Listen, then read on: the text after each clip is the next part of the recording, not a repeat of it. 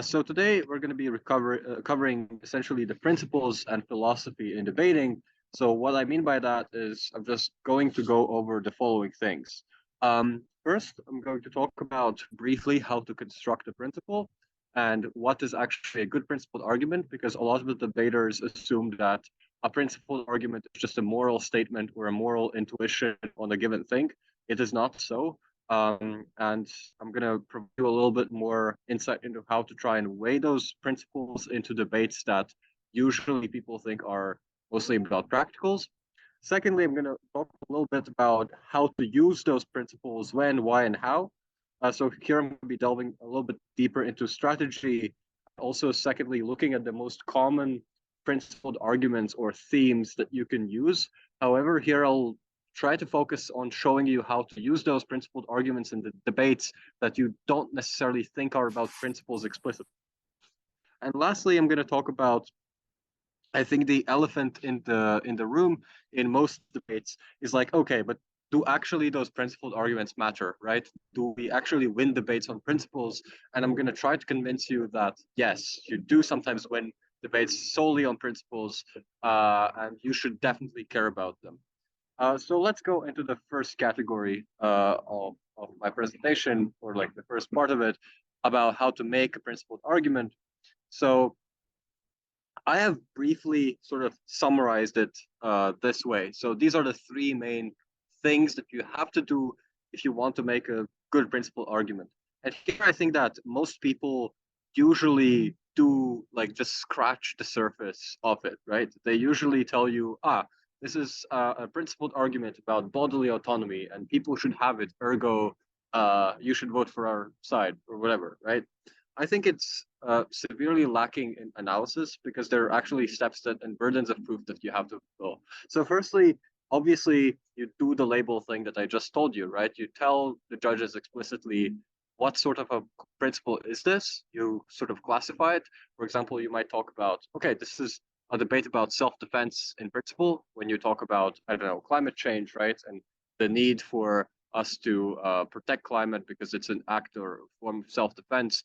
I don't know, even in instances where you commit acts of terrorism, right, against big oil companies. That is the first label that you give.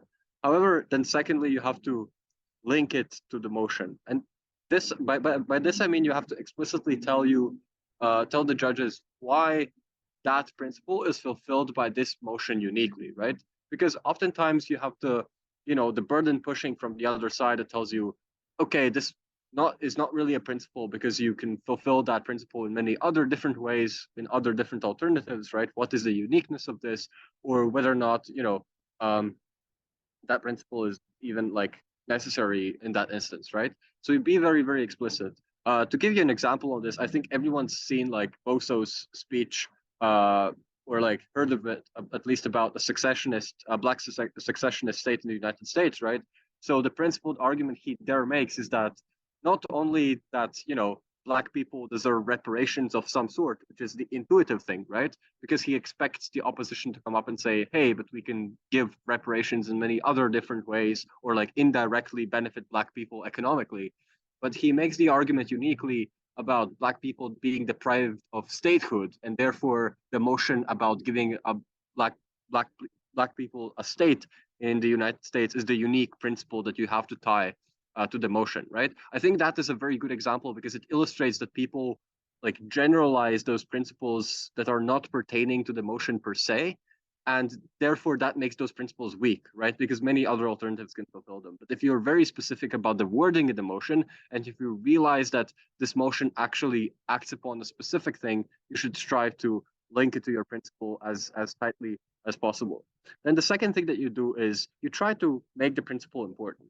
What I mean by this is, obviously, often it's very, I'd say, self-explanatory or very self-evident what the principle is. You say, this is the bodily autonomy, but sometimes the principle is, well, uncovered, right? You can say, there's injustice of some kind, right? But then you have to connect it to a broader principle that people really, really care about, right? So these broader arguments that we're going to see later on in the second part of my presentation, they're usually about, I don't know, why we care about bodily autonomy. Um, it's not necessarily, if you have a motion about restricting some sort of voting rights, it's not only about the injustice of restricting voting rights and not being able to choose your representative directly, I don't know, because of giving more people like votes to young people, and therefore we discriminate against some older individuals, or like whether or not there's a knowledge test that you have to pass to access elections. No, it's not only about uh, that injustice. It's mostly about self actualization and like the respect for age well individual agency and so like autonomy, right? So you broaden that principle, you access a much deeper principle in debates through these smaller injustices or like acts that happen, when you try to enact one motion or the other. um, then thirdly, once you've connected it to a broader principle, once you've tied it to a motion, right, what you do is usually you try to analogize the principle. What I mean by this is that, yes, because moral philosophy is very ambiguous, and there is no, nobody has answered the question, what is the right, like the virtuous life, right? What is the morally right thing to do in every single instance? You still have to analogize it to instances where people will tend to agree with you a lot of the time, right? And Hacks like is appealing to the judge's moral intuitions, and usually you do that by simply using intuition pumps with something that works in the status quo, right? Or with something that individuals would tend to agree with. A very good example here is how I heard individuals using analogies pretty convincingly was about freedom of speech as a principle. Um, so you usually run the argument like against freedom of speech when you say, there are certain, uh, very homophobic comments or like just insensitive comments that individuals can make and that are very, very hurtful. And therefore we should kind of, ban it, ban that speech in certain instances. So in principle, obviously, this is not my personal opinion, right? But in principle, I've heard people argue that imagine the intuition pump is the following, right? You are a uh, uh, a single individual that supports an LGBTQ community in a very conservative neighborhood, and you try to use your rights of free speech to express your identity, and then it offends the majority of the other people, right? And they use cancel culture, for example, against you to ban that speech, right? So in this instance, you would still say, well, free speech is a principle that we should probably follow, right? Because we do want this person to speak up, right? We do care about their identity, even if they're the minority, right? So I've heard this is a very good analogy in intuition pump, for example, to argue against cancel culture, right? So you can analogize certain situations and prove that you would care about this principle in this particular situation. Ergo, you should care about this principle in general. Obviously, there's a weakness in this, and you can try to dissect the analogy and tell people that it's not actually analogous, or it doesn't apply in this particular instance. However, I think it does add a layer of credibility, and the judges are usually going to sway um, the clash in the direction of what is inherently more intuitive to them if there are two clashing principles between two very good teams that are able to prove something. Um, yeah, so just keep in mind that principle is not only the label; it's actually a lot of these different steps that you have to take. Obviously, you have to make it sound good. This is the like harsh reality of it, that principles are usually like sometimes about simply language that you use, because the individuals can treat them as wishy-washy sometimes. That is the bias the judges like often have. However, if you do your job correctly, and if there's the other team that only engages on the label level, then you should definitely like win if you engage in all of these steps. um, Next we can talk about how to weigh principles, and I think here's the essential part of how you usually try to connect the principles with something else, or weigh different principles against each other. So first, what you can do is a technique that's called weighing on universality. So this is to say that whenever you have a principled argument and a practical argument, and I'm going to argue about those later on in my presentation as well, right? When those two clash, because principles are a binary thing, you either prove it or not. whether or not the principle is, something we should care about, then you can always say that, regardless of what the other side says in terms of consequential outcomes, principles take place 100% of the time. However, the practical benefits that the other side might reap might happen, or 80% of the time, the likelihood analysis might fulfill itself, right? But you say because the principle of like occurs every single time, because it's a principle, right? It doesn't operate on some consequentialist metric or like doesn't exist in the material world. You are far more certain about the principle than you are sometimes certain about practical outcomes, because practical outcomes in the debate depend on how well you characterize it, right? How well you actually know the facts or like statistics on the real in the real world. So that's how you can sort of appeal to judges and weigh the principle even more heavily than a practical outcome. The second thing is that when principles clash, um, you usually have to somehow still weigh them up against each other. So, for example, when you're talking about, I don't know, um, Pegasus software, right, or something like that, that spies on people's phones or something, and there was a Euros 2018 motion, if I'm no, even more recent 2019 motion, I think that was about this. Um, then you could usually say that um, people, I don't know, value security more than they value some privacy or some principle or right to privacy, right? Because if you don't have security, then it is logically prior that you need to be safe in order to self-actualize in every single other way, right? So even like if you're not secure, you can't even make rational decisions and access information about them. So this is a logically prior principle to other principles, yes, that might exist and that might be true in the debate, but you should prioritize these because they're just simply broader and like a broader common ground that everyone can agree on. And lastly, of course, like in terms of weighing, just like call out principles uh, for being important, because a lot of the times when you have this house believes that debate, it's because it's a this house believes that you still have you shouldn't be biased against principles per se, and you should definitely make judges engage with them and not discard them, especially if the other team is simply not engaging, because it's not a rebuttal to say, it's just a principle, here's a practical benefit, right? No, you often have to prove like what is the actual metric that debate should be debated on, and whether or not the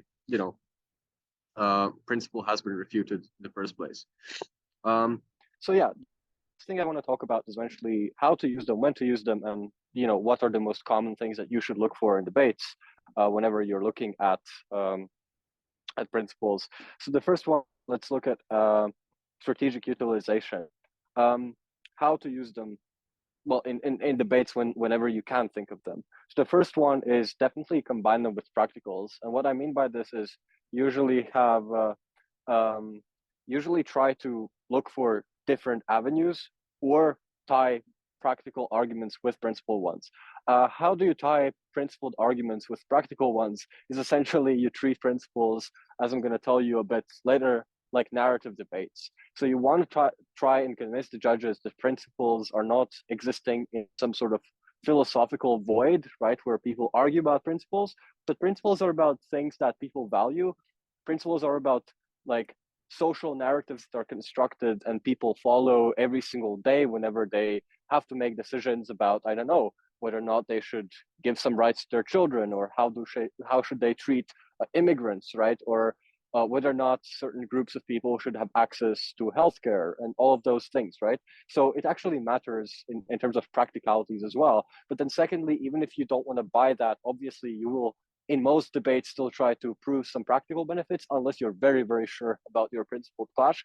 And thirdly, use principles as binary. So essentially it is, in terms of engagement, if you sense, especially as the back half, that the opening half hasn't engaged with principles much or at all, then the burden of proof is very low, because unless they disprove you, it is going to be very, very difficult for them to win on that clash, and then you just have to kind of in the back half weigh it out. And that is why I've also put on the slide that in closing half teams, taking a principled extension sometimes is just the strategic sweet spot, because other teams can't really engage with it. They can't analyze it in that depth except for like POIs. So you can essentially make yourself very new or like fresh into the debate if you bring something that nobody else expects. But if we can go to the next slide, you'll see essentially what you can bring into the debate. So here I just try to actually sit down for a moment and think about what are the most common clashes or like the most common arguments to bring in terms of principles. So I came up with this. The first one I think is the most relevant, or like the most often encountered, at least in my debating career so far, is the dilemma between whether or not people do have agency or not.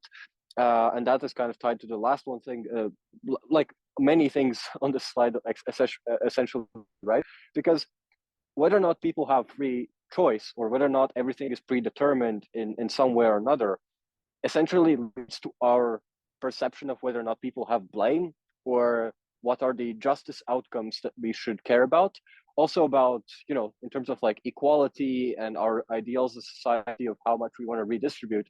It all depends on whether or not we see people as moral agents that are able to act upon their own choices at all times, right? Because then we would probably put more blame on them, as opposed to, if a lot of the things are predetermined, and if the birth lottery is truly a birth lottery and it sets you up for life from the beginning, we would be a lot more apologetic to people's circumstances and less judgmental whenever something happens, right?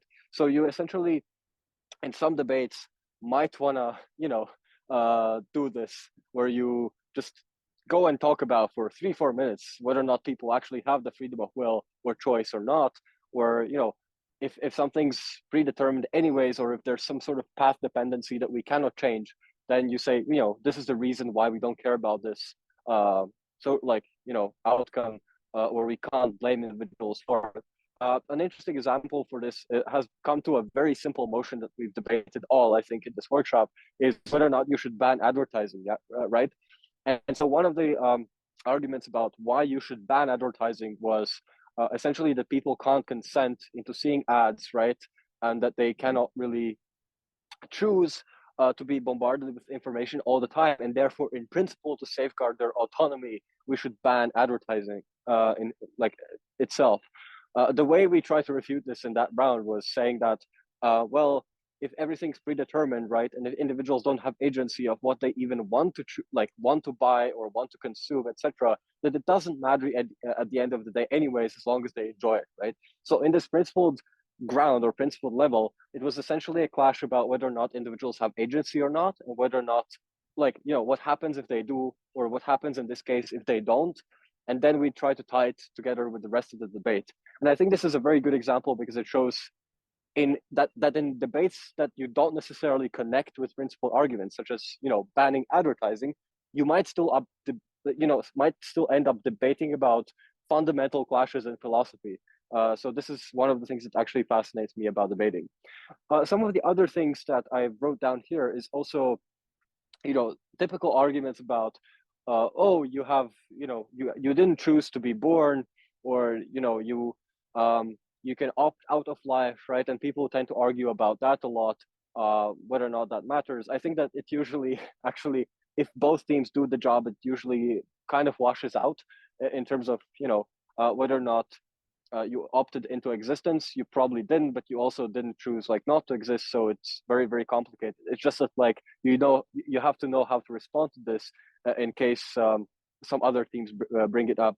Another interesting point is arguments about in terms of the space and time. So many people sort of have this natural predisposition to prioritize the future or the long-term arguments. And some of the most interesting clashes in principle I've heard is actually about whether or not we should care about the long term. So obviously you have probably heard about the non-identity problem, that we don't know about the future generations and their preferences. But here you can also talk about just, in the future, people might be more advanced or might have different preferences, or simply, be richer because of the economic growth that we have currently. Therefore, we care about more redistribution currently, not as opposed to saving up, for example, for future generations, and so on. Then the passive and active structures, so agents versus systems, this is closely tied to the first one, but this is also about path dependencies and whether or not individuals actually have in their own power to change certain things. Some examples I've heard about this is that, whenever we argue about countries or leaders, especially in, the global scene, sometimes as a principle or a philosophical point, you can argue that these individuals simply don't have the choice or don't have the means to change whole systems because of the path dependency, they're very insignificant, and we cannot also place the moral burden for them to do. And lastly, of course, you could talk about equality and the different types of equality that you want to see in the world, because this is also a very like vaguely defined term, I'd say, right? When we say equality, nobody really knows what it is, but debaters still usually have this, a predisposition towards being progressive and, caring about equality for some reason, but not necessarily proving it, right? So whether or not you're talking about equality of outcome or equality of opportunity or any sort of other metric that tries to level the playing field, you actually have to kind of explain the criteria of what you mean and why that's important in that given situation. So these are the most popular ones, I'd say. Obviously, if you want to bring up some other things that you think you've encountered a lot in debates, then feel free to do so in the chat or verbally. But unless there are any sudden questions, I'll move on quickly to the next part of the presentation, or actually the last part, since I'll spend quite a bit of time on the first two already. So the question is, why do principles matter, and do they really matter? And here I'd like to go over the most popular clash that you're probably going to hear a lot between debaters, which is in the next slide, which is basically about essentially utilitarianism versus the categorical imperative. So in short, it means, whether or not we should value things on practical consequences or utility that people derive from certain actions, or whether or not there are some moral laws that we should abide by at all times. So essentially, if you're arguing in favor of utilitarianism, these are the three most common things that I've heard, at least over time. So first, people usually say that, the categorical imperative just doesn't make sense. They usually come up with a situation where lying is good because it doesn't hurt other people's feelings, right? Or, lying is good because it protects someone from being abused, right? Like literally Kant has the example that, if someone comes to your house, but you're hiding them, you shouldn't lie to the killer, right, or to the thief in order to abide by the categorical imperative, and that's used as a silly illustration or an example, right? Which is some intuition pumps that you can usually destruct categorical imperative. But the second one is that a bit more complex, right? So the second one is that you tell that even if the Kantian philosophy tells you that, you can't really aggregate utility, and you can't really, understand or calculate precisely what are individual preferences, right? And what is the aggregate of them. It is still true that there are some universal things that we can all as humans agree we value.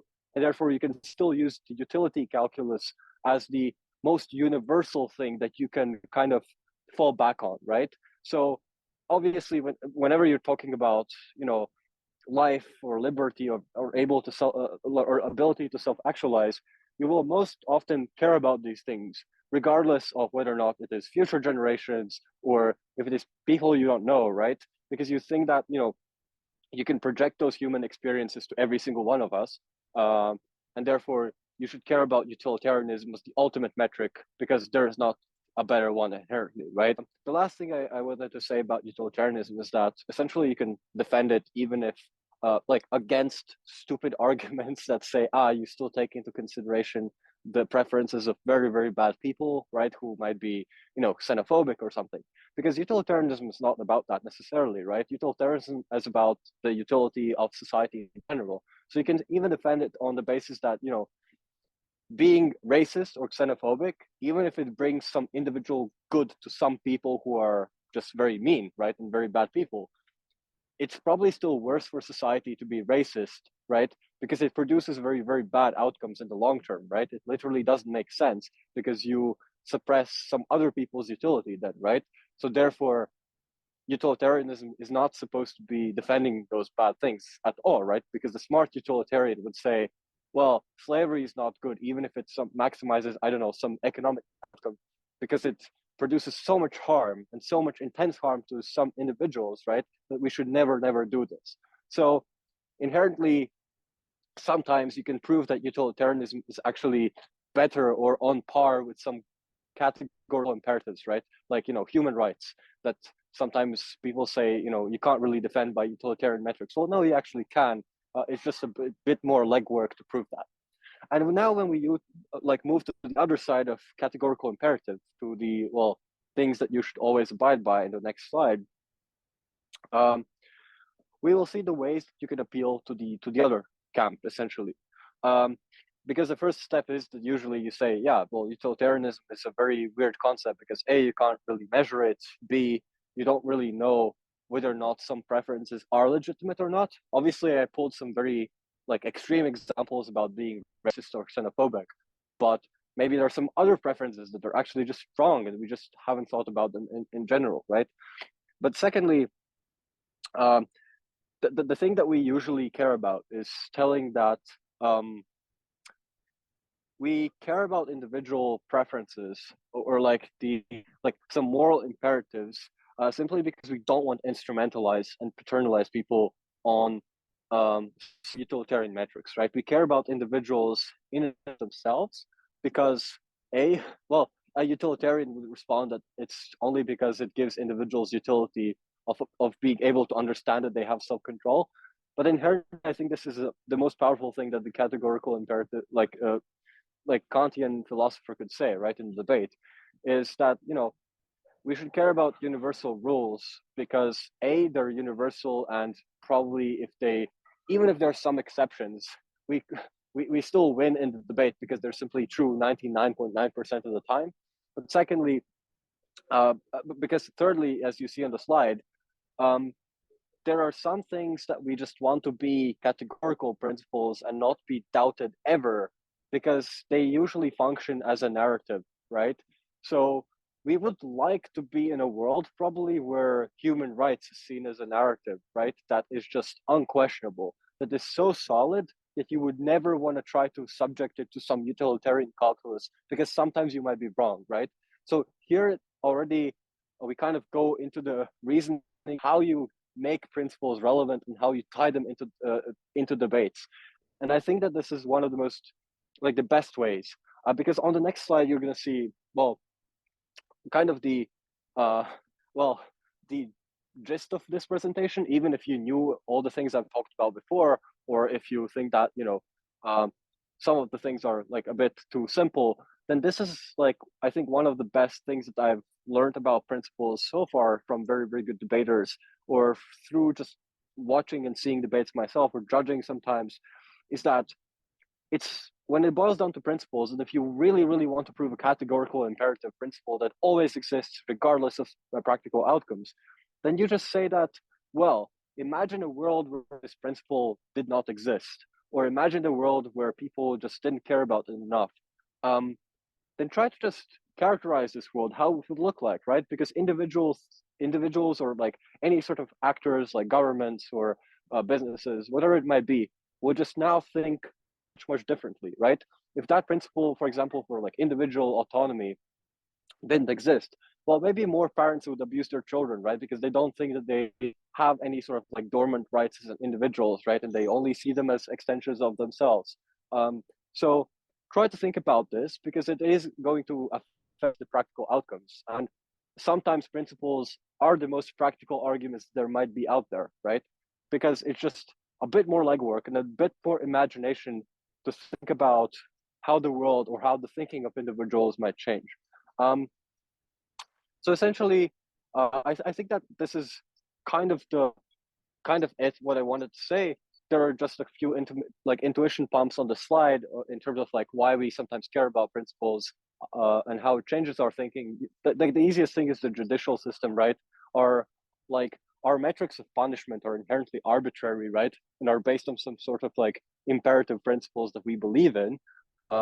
Other things are sometimes it might be better to rip out the organs of, I don't know, maybe one healthy person to save five other in terms of some utilitarian calculus. That we never do that as society because we have collectively decided that we respect individual autonomy, and we're not going to do that. Um, so yeah, I hope this presentation has essentially responded to the question why we care about principles and how to kind of bring them into debates. And I hope that at least some of the examples that I've mentioned are going to help you, at least during prep or when you're sitting in back half, realize the opportunity to bring in a principle in a debate where you would otherwise be too scared to do so and only try to argue against consequentialist outcomes. That's it from me for now. But if there are any questions, please feel free to post them or like in the chat, and I'd be glad to answer them if there are any.